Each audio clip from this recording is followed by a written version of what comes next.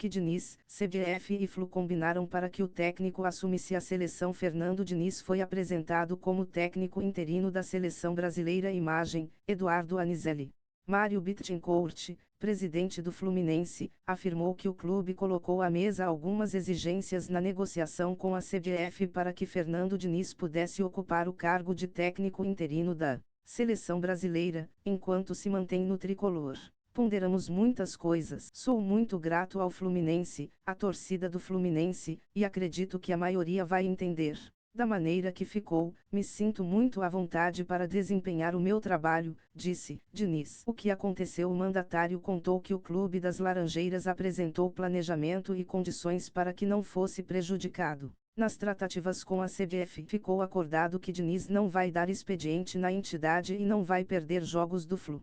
Além disso, é sabido que o técnico não terá disponibilidade para fazer excursões para acompanhar jogos de campeonatos europeus. A CBF pagou ainda ao tricolor uma compensação financeira, proporcional ao que seria a multa rescisória do contrato. Como isso foi desenhado? Mário disse que foi procurado por Edinaldo Rodrigues, presidente da CBF, na última semana, após a classificação contra o Sporting Cristal, na Libertadores. O mandatário tricolor, então, fez uma chamada de vídeo com o diretor de futebol Paulo Angioni, o diretor de planejamento Fred e Diniz. O Fernando Diniz pediu para estar com o presidente Edinaldo. Na segunda à noite, fomos à CBF e conversamos com o presidente. Foram colocadas condições para ele estar à frente dos dois projetos. O presidente disse para que o Fluminense construísse um desenho para não ser prejudicado, disse Bittencourt. O que Mário Bittencourt falou?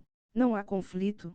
Ele não vai se dedicar 24 horas. No fim de agosto ele vai fazer uma convocação, e se apresenta no dia seguinte. Não vai deixar de comandar o Fluminense nos jogos. Nas datas FIFA, o auxiliar dele vai dar os treinos nesse período. Lógico que avaliamos a Libertadores e levamos condições à CBF. Todos do Fluminense opinarão. Se isso não prejudica o Fluminense, aceitamos. Acho que não há nenhum conflito. Explicar o trabalho à CBF. Fernando deixou muito claro ao presidente da CBF que a montagem ali seleção brasileira não poderia atrapalhar o Fluminense. Ele disse que só poderia aceitar depois que eu explicasse ao presidente como funciona meu trabalho. Se o presidente da CBF pedisse a ele para dar expediente em uma sala, ele diria: desculpe, coletiva adiada por causa do treino. Só para ter uma ideia, o presidente da CBF queria que a coletiva fosse hoje pela manhã, mas o Fernando disse que era impossível porque tinha treino aqui.